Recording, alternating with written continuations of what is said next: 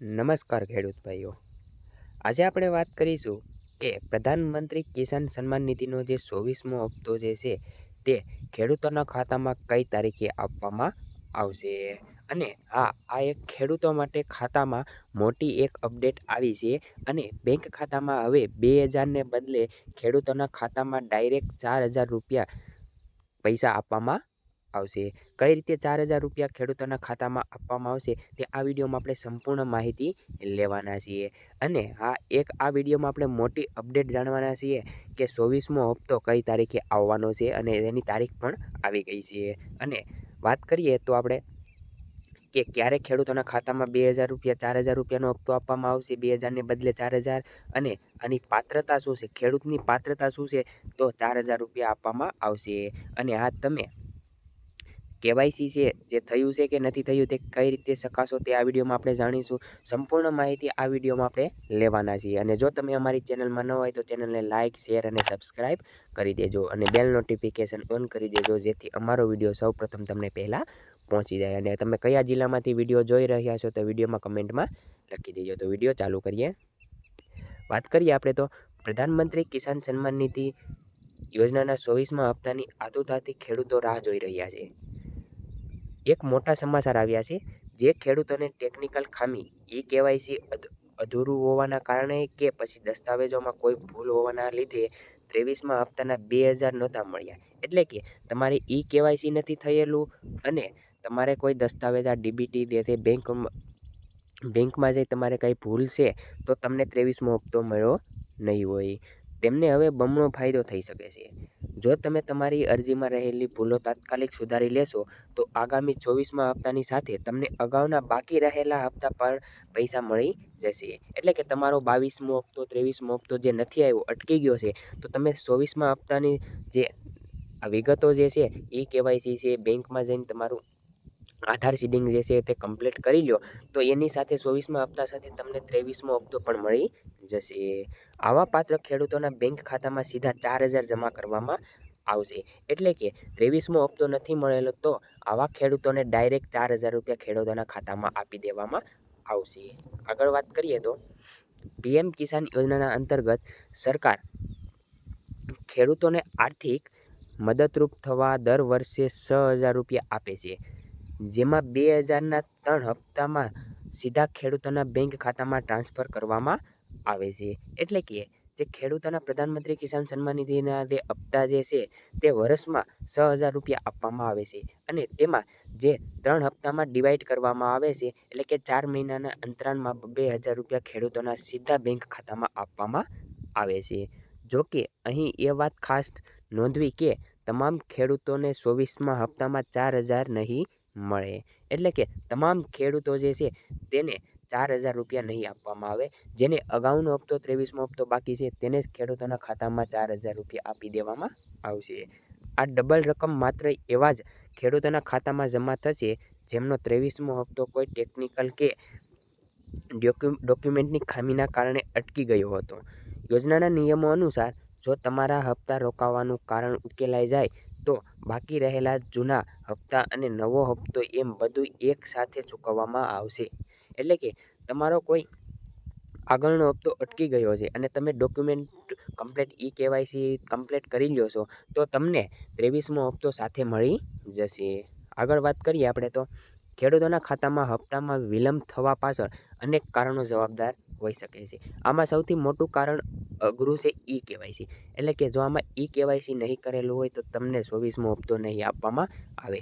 આ ઉપરાંત જમીનની ચકાસણી અને લેન્ડ સીડિંગ બાકી હોય, અથવા આધાર કાર્ડ અને બેંક ખાતાની વિગતો કોઈ મેળ ન ખાતો હોય, અથવા બેંકની માહિતી જેમ કે નામ, એકાઉન્ટ નંબર કે IFSC કોડ ખોટી ભરાઈ ગઈ હોય તો પણ તમારા પૈસા અટકી શકે છે. આમાં જો તમારું જમીન ચકાસણી જે છે તે પૂર્ણ ન થયું હોય, કેવાયસી પૂર્ણ ન થયું હોય, અથવા આધાર બેંક સાથે લિંક ના હોય તો તમારો 23મો 24મો હપ્તો જે છે તે અટકી જાય છે. જેમ કે એકાઉન્ટ નંબર તમારા ખોટા નખાઈ ગયા હોય, IFSC કોડ ખોટા નખાઈ ગયા હોય તો પણ તમારા પૈસા અટકી શકે છે. આગળ વાત કરીએ કેવાયસી છે એકદમ ફરજિયાત છે. એટલે કે જે ઈ કેવાયસી છે તે તો ફરજિયાત કરાવવું જ પડશે ખેડૂતોને. પીએમ કિસાનનો લાભ લેવા માટે ઈ કેવાયસી જે છે તે પૂર્ણ ફરજિયાત છે. જો આ કામ અઘરું હશે તો આગામી હપ્તો નહીં મળે તમને.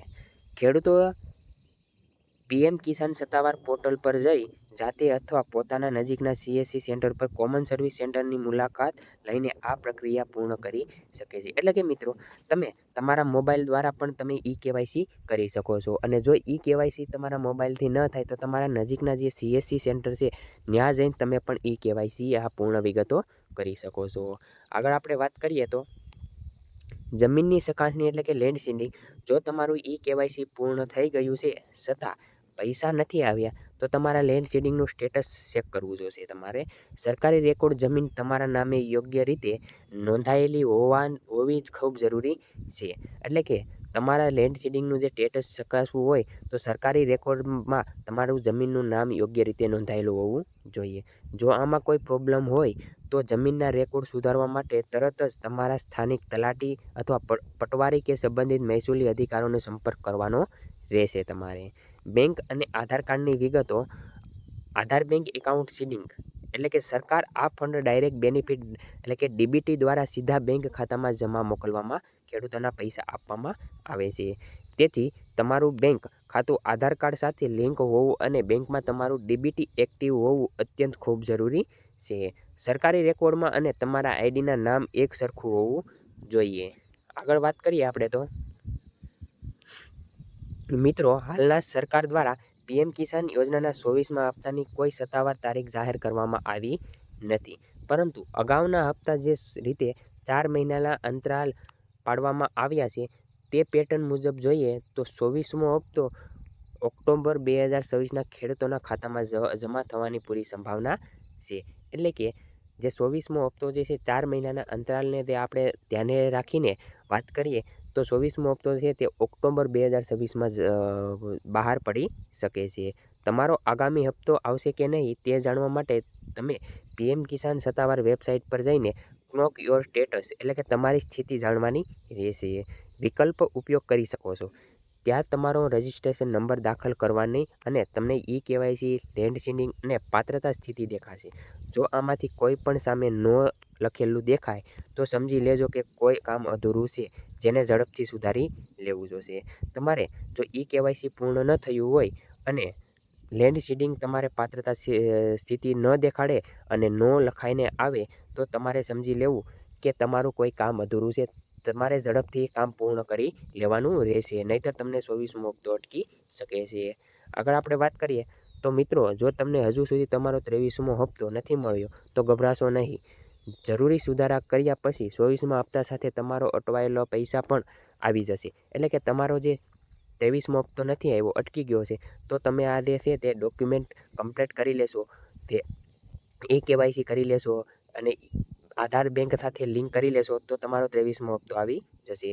તમે છતાં જો કોઈ સમસ્યા જણાય તો તમે પીએમ કિસાન સત્તાવાર હેલ્પલાઇન પર કોલ કરી શકો છો અથવા તમારા જિલ્લાની કૃષિ કચેરીમાં જઈને રૂબરૂ ફરિયાદ નોંધાવી શકો છો.